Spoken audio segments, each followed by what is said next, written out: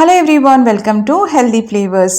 ఈరోజు నేను మీకోసం సమ్మర్ స్పెషల్ రెసిపీ మామిడికాయ పప్పు ఎలా చేయాలో చూపిస్తున్నాను. మామిడికాయ పప్పు రకరకాలుగా చేస్తూ ఉంటారు. అయితే ఇది పర్ఫెక్ట్గా రావాలంటే కొన్ని టిప్స్ అనేవి తప్పనిసరిగా ఫాలో అవ్వాలండి. ఈ రెసిపీని నేను అన్ని టిప్స్తో పాటు చూపిస్తున్నాను. బిగినర్స్ కూడా చాలా ఈజీగా చేసుకోవచ్చండి. వీడియోని కంప్లీట్గా వాచ్ చేసి ఈ రెసిపీని ట్రై చేయండి. ఎగ్జాక్ట్గా ఇలానే వస్తుంది. ఇక మనం రెసిపీలోకి వెళ్ళిపోదాం. ఇక్కడ నేను 2 పచ్చి మామిడికాయలు తీసుకున్నాను. బాగా పుల్లగా ఉండాలండి. 2 తీసుకున్నాను. నేను తీసుకునే పప్పు క్వాంటిటీకి. పైన స్కిన్ అంతా పీల్ చేసేసి ముక్కలుగా కట్ చేసుకోవాలి. చిన్న ముక్కలు కాదండి, కాస్త పెద్ద పెద్ద ముక్కలే కట్ చేసుకొని పెట్టుకోవాలి. ఇక్కడ నేను 2 మామిడికాయల్లోంచి ఒకదాని టెంకను కూడా వేస్తున్నాను. దానికి కూడా కాస్త పులుపు ఉంటుంది కదా, గుజ్జు ఉంటుంది, కమ్మగా ఉంటుందండి వేసుకుంటే.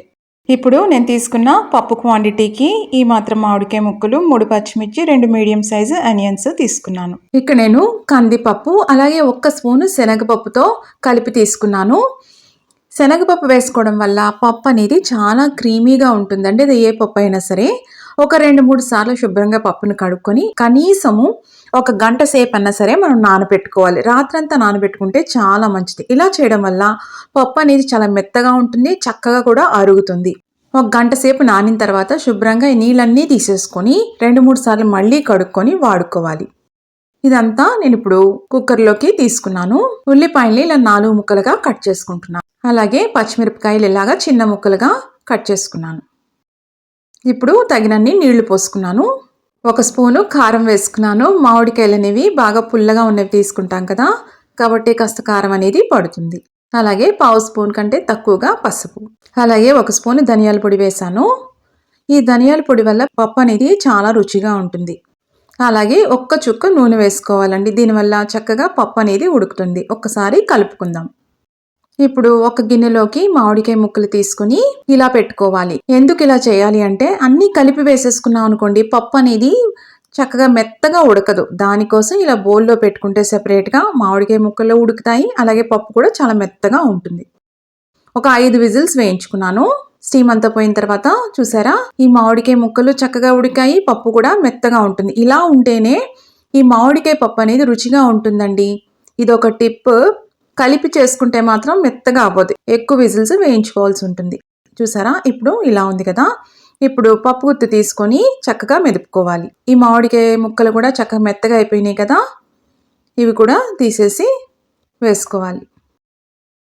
ఇప్పుడు తగినంత ఉప్పు వేసుకుంటున్నాను. పప్పు అనేది చాలా సింపుల్ ప్రాసెస్ అండి, కానీ అది చేసే విధానంలోనే రుచి ఉంటుంది. ఇప్పుడు 1/2 స్పూను మెంతి ఆకుల పొడి అండి. మెంతి ఆకులు అనేది ఎండలో ఎండబెట్టుకొని పొడి కొట్టుకునేది వేసుకున్నాను. మామిడికాయల పులుపుకి అలాగే ఈ మెంతి ఆకుకున్న కొద్దిగా ఆ చేదు ఉంటుంది కదా, దీనివల్ల చాలా కమ్మగా ఉంటుంది ఈ పప్పు. ఇది ఒక టిప్ అండి. ఒకవేళ లేదనుకోండి, ఇది ఏం పర్వాలేదు, చాలా కొద్దిగా మెంతి ఆకులు పచ్చి ఉంటాయి కదా, అవే తీసుకొని సన్నగా తరిగేసి వేసేసుకోండి. ఎప్పుడు కూడా పప్పు ఇలా మెదిపిన తర్వాత 1 స్పూన్ నెయ్యి వేసుకొని అప్పుడు పోపు పెట్టుకుంటే చాలా రుచిగా ఉంటుంది. ఇది కూడా ఒక టిప్. అలాగే హెల్త్ పరంగా కూడా చాలా మంచిదండి. ఇదంతా కూడా నేను ఒక బౌల్లోకి తీసేసుకున్నాను. పోపు పెట్టుకోవడానికి కాస్త ఆయిల్ వేసుకొని, ఆయిల్ అనేది బాగా వేడెక్కాలి. ఇప్పుడు 1/2 స్పూన్ ఆవాలు వేసుకున్నాము. ఆవాలు అనేవి చిటపట్లాడాలి. అలాగే 1/2 స్పూను జీలకర్ర. పోపు కూడా కరెక్ట్గా వేస్తేనే పప్పుకి రుచి వస్తుంది. ఒక 7-8 వెల్లుల్లి దంచి వేసాను. 2 ఎండుమిర్చి. ఒక అర నిమిషమైనా ఇవి వేగాలి. ఇప్పుడు కరివేపాకు అలాగే ఇంగువ కూడా. ఇంగువ వల్ల పప్పుకి చాలా రుచి వస్తుంది. ఈ పోపు అంతా కూడా ఇప్పుడు ఈ బౌల్లో వేసేసుకోవాలి.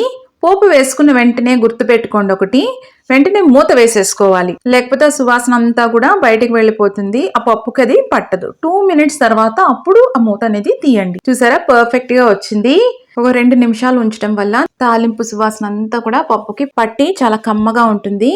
ఈ రెసిపీని మీరు తప్పకుండా ట్రై చేయండి. ఎలా వచ్చిందో కూడా కమెంట్స్లో పెట్టండి. ఈ రెసిపీ కనుక మీకు నచ్చినట్టయితే లైక్ చేయండి, షేర్ చేయండి. ఇప్పుడు ఇదంతా కూడా ఇలా కలుపుకుందాము.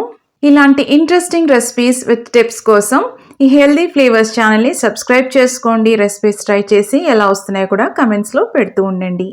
ఇక నేను వేడివేడి అన్నంలో ఈ పప్పుతో సర్వ్ చేస్తున్నాను. దీనికి కాంబినేషన్గా ఏదైనా ఒక ఫ్రై కానీ, అప్పడం కానీ, చల్ల మిరపకాయలు కానీ పెట్టుకొని తింటే అద్భుతంగా ఉంటుందండి. తప్పకుండా ట్రై చేయండి, మీకు నచ్చుతుంది. కాస్త నెయ్యి వేసుకొని తింటే ఇంకా అద్భుతంగా ఉంటుంది. మళ్ళీ మరొక ఇంట్రెస్టింగ్ రెసిపీతో మిమ్మల్ని కలుస్తాను. అంతవరకు stay healthy, happy. Thank you.